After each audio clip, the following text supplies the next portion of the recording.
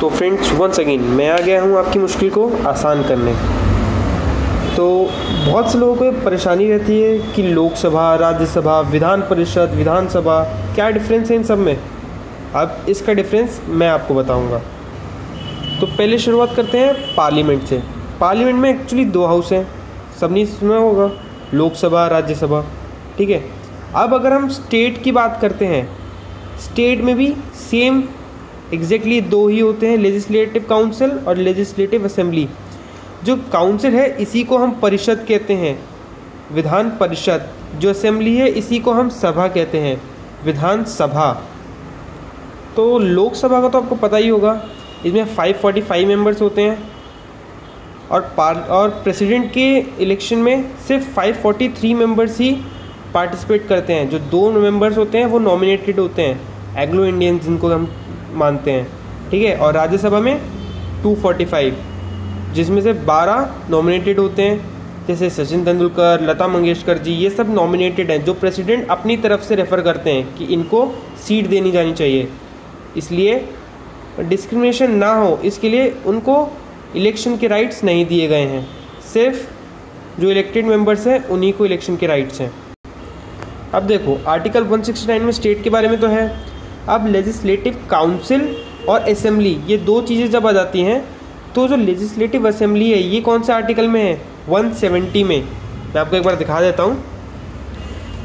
Legislative assembly 170 में है और लेजिस्लेटिव काउंसिल ये 171 में है, जिसको हम विधान परिषद कहते हैं, असेंबली को विधान सभा कहते हैं। तो मैं आपको थोड़ा डिस्क्रिमिनेट कर देता हूँ दोनों के बीच में कि काउंसिल और असेंबली दोनों में क्या डिफरेंस है। हर स्टेट में एक असेंबली ज़रूर होती है, पर हर स्टेट के पास काउंसिल नहीं होती। ये ज़रूरी नहीं है कि हर स्टेट के पास काउंसिल हो, सिर्फ ऐसे 7 ही स्टेट हैं जिनके पास काउंसिल है। Andhra Pradesh, Karnataka, Uttar Pradesh, Maharashtra, Bihar, Telangana and Jammu and Kashmir. ये आपको दिख ही रहा होगा, थोड़ी हैंड राइटिंग में दिक्कत है पर आप समझ जाएंगे। सिर्फ ये 7 ही ऐसे स्टेट हैं जिनके पास दोनों असेंबलीज़ हैं, लेजिस्लेटिव काउंसिल भी है और लेजिस्लेटिव असेंबली भी है, विधान सभा भी है, विधान परिषद भी है। कंफ्यूज मत होइएगा। बाकी जो स्टेट्स हैं उनके पास सिर्फ विधान सभा है, मतलब लेजिस्लेटिव असेंबली है। अब एक बार दोनों में डिफरेंस देख लेते हैं। Legislative assembly consist of 500 members. कितने मेंबर्स होते हैं, 500 मेंबर्स होते हैं मैक्सिमम, इससे ज़्यादा नहीं हो सकते। और minimum 60 members are compulsory, are necessary. दूसरा, इसमें डायरेक्ट इलेक्शंस होते हैं, इनडायरेक्ट नहीं। जैसे इनडायरेक्ट होते हैं ना प्रेसिडेंट के, वैसे नहीं, इसमें डायरेक्ट इलेक्शंस होते हैं। पॉपुलेशन किस पे, मतलब इनकी मेंबर्स जो होते हैं एक तरह से किस पे डिपेंड होते हैं, जो पॉपुलेशन है, ठीक है, स्टेट की, और जो नंबर ऑफ़ सीट्स है वो डायरेक्टली प्रोपोर्शनल होती है।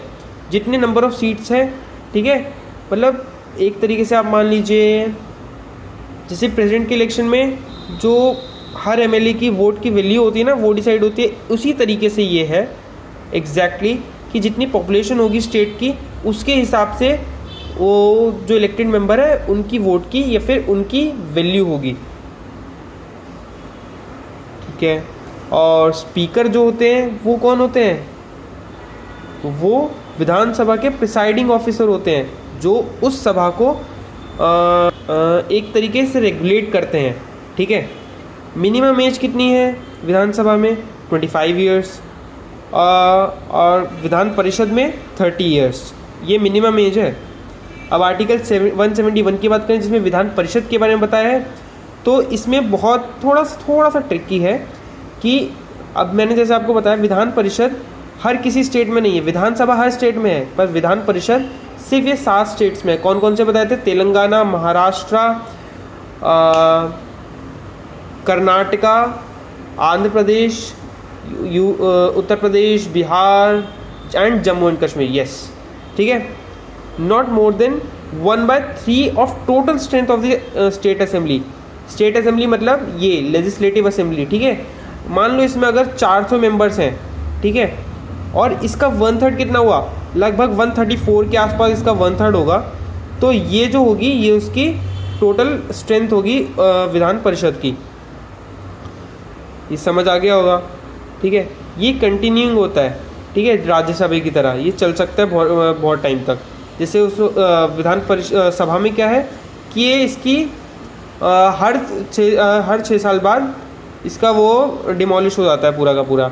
लेकिन विधान परिषद में क्या ये हमेशा रहता है, बस हर 2 साल बाद जो होता है इसकी 1/3 का जो स्ट्रेंथ है ना वो चेंज हो जाता है।